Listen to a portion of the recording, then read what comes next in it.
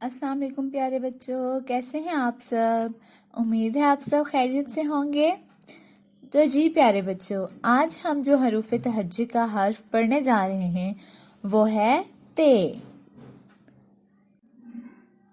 ते ता, ते ता, ते ता। तो प्यारे बच्चों, जैसा कि आप देख सकते हैं कि हमें कुछ तस्वीर दी गई हैं। तेता तरबूज, तेता तरबूज, तेता तरबूज। दूसरी तस्वीर में हमें क्या दिया गया है प्यारे बच्चों?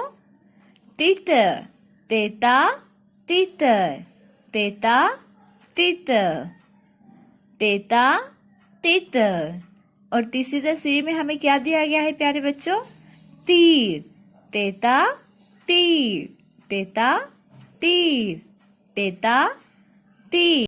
तेता तितली, तेता तितली, तेता तितली, तेता तारा, तेता तारा, तेता तारा, तेता तार, तेता तार, तेता तार। जी प्यारे बच्चों, अब आप मेरे साथ दोहराएं।